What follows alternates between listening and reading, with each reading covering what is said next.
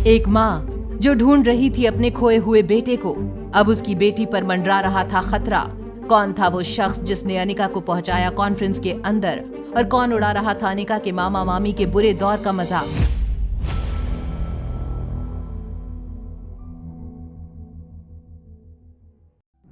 अनिका ने मुड़कर देखा तो पीछे डॉक्टर शालिनी खड़ी थी। Doctor Shalini black trouser, black blazer और ब्लैक सैंडल में बहुत ही एलिगेंट लग रही थी। वो किसी मॉडल से कम नहीं लगती थी। ड्यूटी से बाहर शालिनी काफी स्टाइलिश कपड़े पहनती थी। शालिनी ने मुस्कुराकर अनिका और किशन मामा से कहा, अगर आप लोग इनवाइटेड नहीं हो तो यहाँ पर सबका रास्ता रोककर आप हमारा टाइम वेस्ट कर रहे हो। क्या आप लोग प्लीज थोड़ा साइड में जाकर अपना कंफ्यूजन क्लियर कर सकते हैं? शालिनी ने अनिका को देखते ही पहचान लिया था, मगर वो उसे ना पहचानने का दिखावा कर रही थी। शालिनी को इस तरह बिहेव करते देख अनिका ने भी अपनी पहचान बताने की कोशिश नहीं की। किशन मामा के साथ बात करने के बाद शालिनी एंट्रेंस की तरफ थोड़ा सा आगे बढ़ी। फिर उसने पीछे मुड़कर किशन मामा को देखते हुए कहा, आप तो मिस्टर किशन मल्होत्रा हैं, राइट? जब आप लोगों को इनविटेशन मिला ही नहीं था तो यहाँ तक आने की क्या जरूरत थी?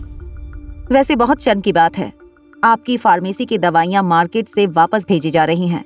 मैंने तो यहाँ तक सुना है कि पेशेंट्स दवाइयों को लेने के बाद बहुत सारी कंप्लेंट्स कर रहे हैं। किशन मामा और अंजलि मामी ये बात समझ नहीं पा रहे थे कि आखिर डॉक्टर शालिनी को उनसे क्या दुश्मनी थी। ये कॉन्फ्रेंस मल्होत्रा फार्मेसी के लिए एक आखिरी उम्मीद थी। उन्हें समझ नहीं आ रहा था कि वो क्या करें। मिस्टर किशन मल्होत्रा, चाहे जो भी हो, मैं आपकी बहुत कद्र करती हूँ। मैं आपकी मदद करना चाहूंगी। मैं आपको अंदर हॉल में ले जा सकती हूँ। It will be a great help. अगर आप ऐसा कर सकें तो हम आपके बहुत आभारी होंगे। We will be thankful to you. चलिए आप लोग मेरे साथ। और ये जो लड़की पीछे खड़ी है, क्या वो आपकी असिस्टेंट है? आप चाहे तो उसे भी अपने साथ अंदर ले आइए। डॉक्टर शालिनी की ये बात अंजलि मामी को बिल्कुल अच्छी नहीं लगी थी। अंजलि मामी डॉक्टर शालिनी को कुछ कहने जाएं, उससे पहले अनिका ने किशन मामा से कहा, मिल गया मामा जी। आई एम सो सॉरी, मुझे ढूंढने में इतनी देर लग गई। इतने मेल्स में एक पर्टिकुलर इनविटेशन ढूंढना बहुत मुश्किल हो जाता है। But thanks for your offer. अगर आपको हमसे या मल्होत्रा फार्मेसी से कोई मदद चाहिए हो तो please let us know. In fact हमारी कंपनी में कई वैकेंसी निकलने वाली है। अनिका का ऐसा रूप मामा और मामी ने पहली बार देखा था। अनिका को इस तरह शालिनी को मुंह तोड़ जवाब देते हुए देख मामा मामी को अनिका पर प्राउड फील हुआ। रोहित दूर खड़ा ये सब कुछ देख रहा था। रोहित जानता था कि मल्होत्रा परिवार इस वक्त बहुत मुसीबत में थे। रोहित अनिका की की हुई फेवर का बदला भी चुकाना चाहता था। रोहित ने चिराग मेहता से कहा, चिराग, मुझे लगता है हमें कॉन्फ्रेंस हॉल में जाकर देखना चाहिए अंदर क्या हो रहा है। अगर मल्होत्रा फार्मेसी को फिर से खड़ा होने में मैं कोई मदद कर सकूं तो मुझे अच्छा लगेगा। कॉन्फ्रेंस हॉल में लगभग देश की सारी बड़ी मेडिकल कंपनीज और बड़े बड़े डॉक्टर मौजूद थे। अंजलि मामी, किशन मामा और अनिका बिल्कुल पीछे की ओर में बैठे थे। लोग बस किशन मामा को दूर से हाथ दिखा रहे थे। ऐसा लग रहा था जैसे पूरी की पूरी मेडिकल कम्युनिटी ने मल्होत्रा परिवार को साइडलाइन कर दिया था। रोहित जैसे ही मल्होत्रा परिवार के नजदीक पहुंचा, उसने अंजलि मामी को अनिका से ये पूछते हुए सुना, अनिका, इनविटेशन तुम्हारे पास कैसे आया? वो मामी, आपको तो पता है ना कि मैंने रोहित मारवा की दादी की ट्रीटमेंट करने में उनकी मदद की थी। मिस्टर मारवा बहुत अच्छे इंसान हैं। उन्होंने मुझे इस मीटिंग के लिए इनविटेशन भेजा था। अगर ऐसी बात थी तो जब हम बाहर मिले तो रोहित ने ये बात तुमसे क्यों नहीं कही? देखिए ना, मिस्टर मारवा इतने बड़े आदमी हैं, खुद ही किसी की हेल्प करते हैं और फिर खुद ही भूल जाते हैं। पीछे खड़े रोहित ने जब ये सुना तो शॉक हो गया।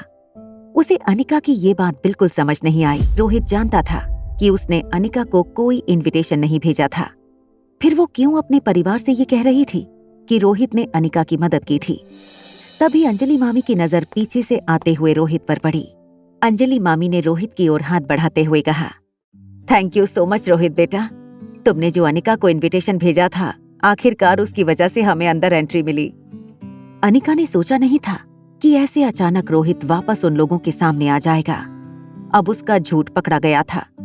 वो रोहित की आंखों में आंखें मिला नहीं पा रही थी। रोहित कुछ देर के लिए अनिका के रिएक्शन देखता रहा और फिर मुस्कुराकर अंजलि मामी से कहा, you are welcome, you are like my family. Please आप किसी बात के लिए थैंक्स मत कहिए। रोहित बेटा, तुम बैठो यहाँ, तुम लोग बातें करो, मैं अभी थोड़ी देर में आया। किशन मामा को अचानक इस तरह उठकर जाते देख अंजलि मामी हैरान हो गई। किशन मामा की सीट पर बैठकर रोहित अनिका को देखने लगा। रोहित ने अनिका से पूछा, मिस अनिका, क्या आपकी बेटी भी आप जैसी दिखती है? ये सवाल पूछने के बाद रोहित खुद नहीं जान पाया कि आखिर उसने ऐसा सवाल क्यों किया था। सच्चाई ये थी कि रिया के कुछ फीचर्स अनिका जैसे जरूर थे, मगर ज्यादातर रिया की शक्ल रोहित से मिलती थी। अनिका ने रोहित की बात का जवाब देते हुए कहा, मिस्टर मारवा, मुझे ऐसा लगता है कि मेरी बेटी ज्यादा उसके पापा जैसी लगती है। रोहित ने बड़े इंटरेस्ट से अनिका से पूछा, क्या आपके पास आपकी बेटी की कोई फोटो है? अनिका ने सोचा नहीं था रोहित कभी इस तरह उसके साथ बात करेगा। अनिका ने रोहित को हैरानी से देखते हुए कहा, जी हाँ, है। क्या रोहित जान गया था रिया और आर्यन से जुड़े राज को? क्या छिन जाएगी अनिका से उसके जीने की इकलौती वजह भी? क्या डॉक्टर शालिनी से पंगा लेना पड़ेगा भारी? जानने के लिए देखिए अगला एपिसोड सिर्फ पॉकेट एफएम के YouTube चैनल पर। और एक लड़की को देखा तो के सारे एपिसोड्स को सुनने के लिए डिस्क्रिप्शन में दी हुई लिंक से डाउनलोड कीजिए पॉकेट एफएम ऐप।